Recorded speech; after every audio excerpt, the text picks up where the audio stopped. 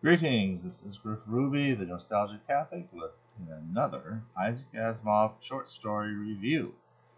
This short story is called Good Taste.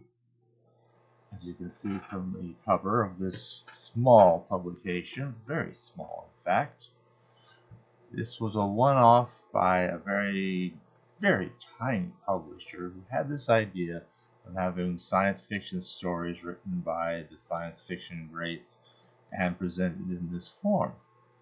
Alas, the project didn't get very far and the whole thing folded up. And despite some interesting features about this, I think you kind of have to see why. It's very low budget publication, if you ask me. But you didn't, but that's okay. Now, what's kind of interesting is this cover, though. I'm not sure I'm understanding it, but it is kind of decorative. And a lot of interesting silkscreen. This is actually a silkscreen cover. I know, we used to silkscreen Christmas cards when I was a kid, and it always had this kind of look to it. It's really kind of neat. The pages, if you look inside, are just ordinary 8.5 by 11 pieces of paper with everything typed. You can actually line up the words here because it's just typed on an ordinary typewriter. The holes here are just made with an ordinary standard hole punch, and then the pieces of paper are tied together with a piece of string. It's tied together. What a simple way to publish a book. Now, some of these, I think, are given to have signatures by at least the producer, publisher. Let's see here.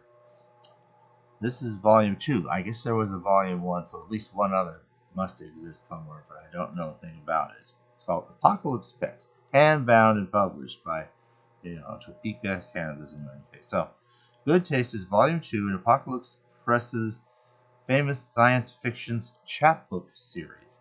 This book was published in 2 limited editions of 500 copies each, so there's only 1,000 of these puppies in the world. One personally signed and one signed in the plate, and 12 proof copies. All printing plates and masters necessary for the production of this book have been destroyed. Good Taste will never again appear in this form. This is book number 32 in a series of 500 copies signed in the plate. So, maybe this is signed in the plate. Alan Brent. Alan Brent? No, that's got this person. Okay. Oh, that's cover art. Okay. Well, here I give you Isaac Asimov. And at the end, it kind of has a little bit of a something. Ooh, yeah. It even features a tiny biography of Isaac Asimov. It's hard to tell whether that's an actual, physical, authentic signature or simply a copy. I can't tell from this printing. Could be either one. At any rate, a very short thumbnail sketch of his life biography. Not saying much about his work, and then a list of his works up to that point, or at least the main books and so forth. So, all in all, it's kind of an interesting little bundle here. So, what about the story itself? Now, this story takes place among a society that's a little bit difficult to describe because we don't really know much of what they look like or what exactly they eat. They eat something called prime as kind of their basic staple, if you will, of their diet, whatever it is. And then there's other things that they have and things that they flavor that prime with. And that apparently is a rich variety of spices and ingredients and methods of preparation and so on and so forth. Let's just say that Dr. Asimov had to place himself in a highly culinary frame of mind to have written this particular short story. It is, in that degree, far removed from probably about anything he's written before, certainly any fiction he's written before. The pate foie gras story about a goose that lays golden eggs uh, is very remote, and that's about as close to anything culinary you'll get. And they didn't. I don't think they killed the goose and ate it, as I recall. So, but at any rate, here, what's one thing that is kind of intriguing is that these beings apparently grow their food ingredients in large vats, hydroponic vats. Now, this will be seen in another place, namely in the book Prelude to Foundation, where, if you recall, the young Harry Seldon, 32 years of age, having recently arrived to Trantor, is now gallivanting all over the planet and exploring these different parts of it. One of the parts was the Mycogenians, who, as it happens, are also culinary professionals of the highest degree. And they grow their food in yeast vats hydroponically somewhere in their part of Trantor. And they also have a very, very peculiar civilization, all centered around a book they have, sacred book. You could think it's like a Bible or something, but they don't share it with outsiders. With great difficulty, Harry Seldon obtains it, and he finds out it's a cookbook. Well, it's just all how they cook their really great food, which I guess is, proprietary secrets quite legitimately. But no, nothing of the history or background would have like this was the dish originally prepared by somebody way back on. Well, what's kind of interesting is that this particular little culture appears to have emerged from, well, you could call it Aurora, the world of the dawn, which is again one of the robot novels. Or as sometimes that planet gets referred to as Sirius, and its people Syrians, as you see them in a few short stories written in that context, and also, for that matter, the Lucky Star series, David Lucky Star, wherein the Syrians are a colony of people from Earth who live on this far-off planet. Everything's so clean and ideal and so free of bacteria and so medically advanced that their people live for hundreds of years. So they have a very different perspective on things, just having such longevity to work with. All of these things in common. I mean, plainclothes Bailey gets to know Gladia Del Mar, who's on one of the 50 worlds out there, the Solaria. So, but Aurora, the main one, the first one established, or Sirius, I guess that's the star around which Aurora rotates as a planet. When you could call Earth Sol, S-O-L, like the sun, because that's the name of the particular star we revolve around. So you could call us Solians, I guess, if you wanted to. Our planet also has its own name, Earth. So Sirius is the name of the system. The planet is Aurora. So I think that works out fairly nicely. But by the time we visit Aurora in the Robots and Empire book, no, that's not that one. The Foundation and Earth book, we find that the Aurorans are all gone. The robots have been kind of on their own for a long time. There's a vague hint that maybe one of them might have been in the very last moments of it being energized, but that's very subjective and may not have even been the case. It's kind of suggested that it might not have really been the case, but it looked like. Was there a glimpse of light in those robotic eyes before? No, they're dark now. But I thought I saw a glint of light in them, kind of thing, Anyway, but the planet has been taken over by these feral dogs. So the planet, Aurora is abandoned, but where are all the people? I suspect that if Asimov had lived enough additional years, he probably would have had a story about how Daniel Olival would have coordinated the departure of the Aurorans to Trantor.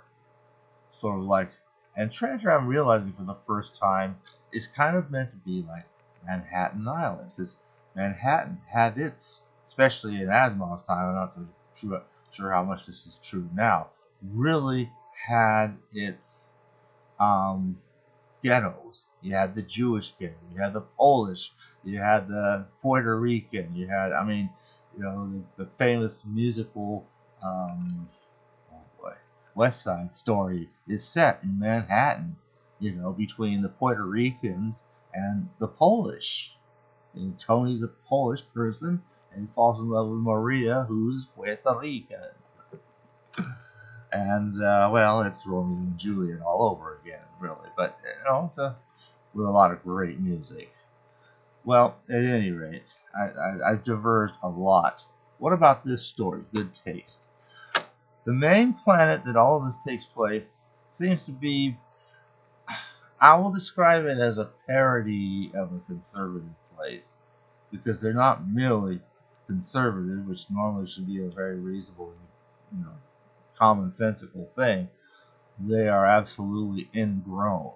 Like, their stuff is the best, the only food they would even trust, and the very, very best.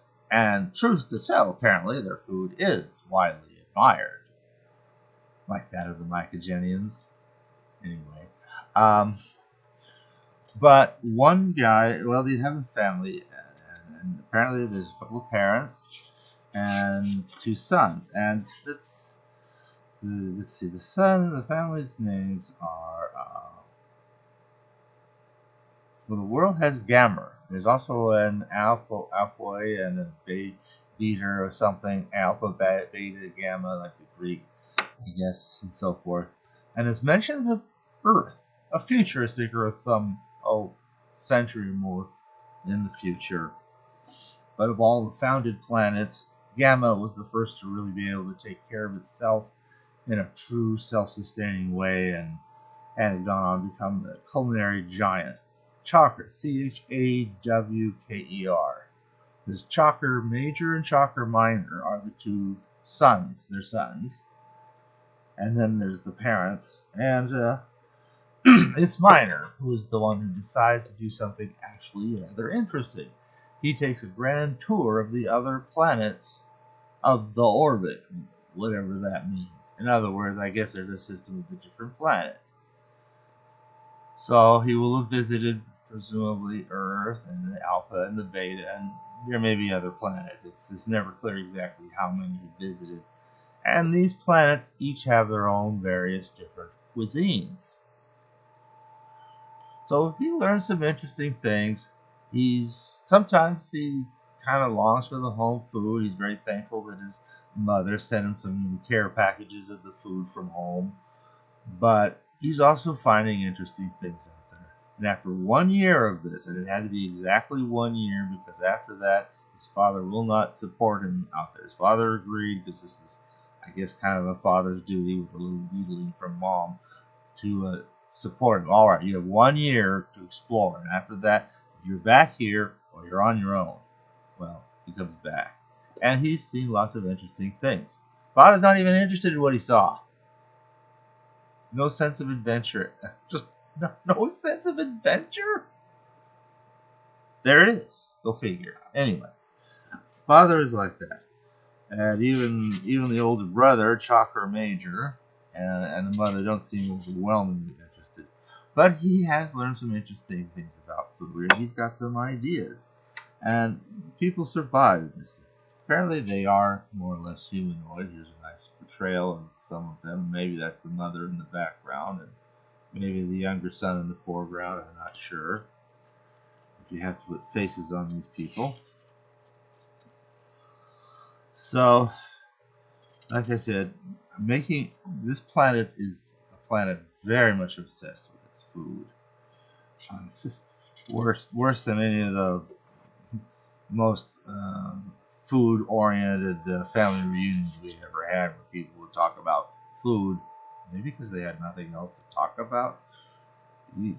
But at least we kept everything friendly and value each other, but we don't have much to talk about besides food. That kind of made things frustrating, and for me at the time, boring. But I mean, sharing recipes and this and that, and discussing the finer details of how to cook this and that. Well, this is a whole planet like that.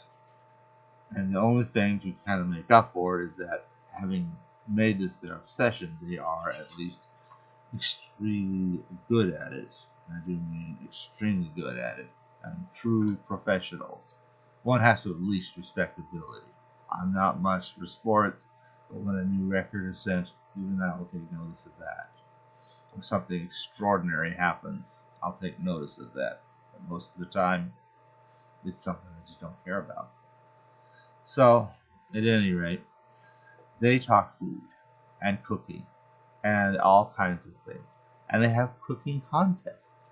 And this whole thing is kind of building up.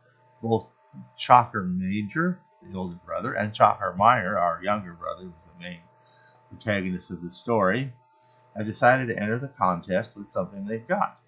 Chalker Major is doing what he does through the normal way people develop things, with all the what's in the vats and kind of mixing and so forth, and with a computer to kind of simulate all these things and come up with ideas, help him figure stuff out, try out his ideas before actually making them, so that when he makes them, he can get a good thing.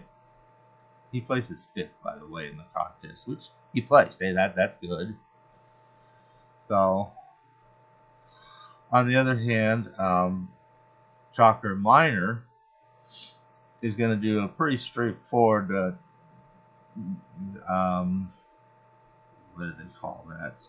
The prime, and fairly standard ingredients, all except one unusual ingredient, one secret ingredient, just a very small spice in a very small amount. And these people, they have this guy who's one of the chief judges. I think this is meant to be that gentleman, and he's reacting here to something. Probably the way one would feel if you just swallowed a scorpion. But at any rate, we'll get to why he's reacting that way in a moment. He has such an enormously awesome sense of taste that he could identify every flavor. So can Chalker Minor, actually. And he's tasting all this, and he can tell you exactly what and how much and how each thing was prepared, and of course give it an overall grade. This is how good it is. You know, the most definitive, authoritative view on it you're gonna get. You know, and so he's really good at that. And except he can't identify this one ingredient. The one ingredient is simple, earthy garlic grown here on Earth in the soil. And once Chalker Minor explains that, he's all like somebody just fed him poison or something. He's spitting it out, and he's all, "How dare you give me food that's not from here? How dare you? You've done it." He's banished from the world. Wow. I mean, it's one thing to know you got the best stuff, and I'm willing to allow that clearly they did. But that doesn't mean you couldn't maybe sometime, once in a while, gain a little something from some cultural exchange. And garlic, it's an interesting spice. I was no fan of it myself until I saw what my wife could do with it, and that sure turned my view around completely about that. So, I mean, it kind of reminds me of the joke with the guy, the wine place. They had this professional taster, but he just died, and they want to replace him. This homeless guy comes in and says, "Can I be your wine taster?" "Yeah, right." "No, seriously, just give me a glass and I'll tell you all about it." And they, "All right, pour him a glass. Don't let him see the label." He takes the glass, he drinks it. "This is and he names the wine. Vintage, this would be from and he names the year. And if I'm not mistaken, these grapes pretty much come from the western slope of the mountain in which they're grown." And he's absolutely right. They give him another one, and this time it's another vintage, another year, another, and this time it's growing on the grapes from the eastern side of the slope, eastern slope of the hill or something. And once again, he knows exactly everything, and he gets it absolutely right. And then as a prank, they have, the people owning the winery have their secretary pee into a cup, and they give it to him, and he drinks it, and he says, "This is a about 27-year-old vintage, female, blonde, and 3 months pregnant, and I believe it's going to be a boy." So, that's the story. Well, fortunately for those who would like to read this story, this is not the only place it exists. It's merely the first. It came out in Isaac Asimov's own magazine here in the fall 1977 issue. So it's on there. I believe it's page 62. Yeah. Is it listed? So it should be listed here. Yeah. Good Taste, Isaac Asimov. Just do it on page 62. It has a picture here. This is, the chef and everything he's growing here. Like some kind of a, I don't know, maniacal chef with all this. This is my kingdom! Sort of drawing at. Okay, well, it's whatever it is, foods that are growing. Okay. I think there's another picture in here. This is the picture of the great taster, having again just learned that where the one secret ingredient came from, and he is angry and repulsed and everything else. The story, however, from the textual standpoint, appears to be absolutely identical. The only other difference I've been able to note is that for some reason the chapters, which are all fairly short, which are numbered in here, there's 10 of them, instead are separated by these little separator marks that we see here.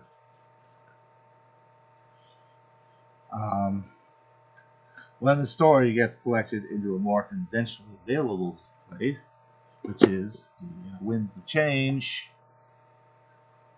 the original chapter numbers are reinserted. Other than that, I couldn't detect any textual differences whatsoever. So you get here, you have the whole story. You won't have either version of the artwork. That's all. But other than that, you have the full story. It's a very culinary story. I think I've given away a lot of it. But there's a lot of interesting character references along the way, and like I said, I'm not much for culinary stories. I mean, like reading a cookbook, for pleasure. I'm not going to read the cookbook today. Nobody does that. You use it to cook. You look up the recipe, you follow the instructions, you put it back on the shelf. That's my opinion of cookbooks, but I'm not a professional chef. I have no hankerings in that direction. There it is. But it made, all in all, I think, a fairly reasonable story. I find this stereotype, this parody or very dim stereotypes to be, conservatives, to be totally ingrown. That's just wrong and bogus, and kind of just being unnecessarily mean. That kind of injures a story that otherwise has a lot to recommend it. Well, that's what I have to say on Good Taste. It's all in, most of it's in good taste. Thanks for listening.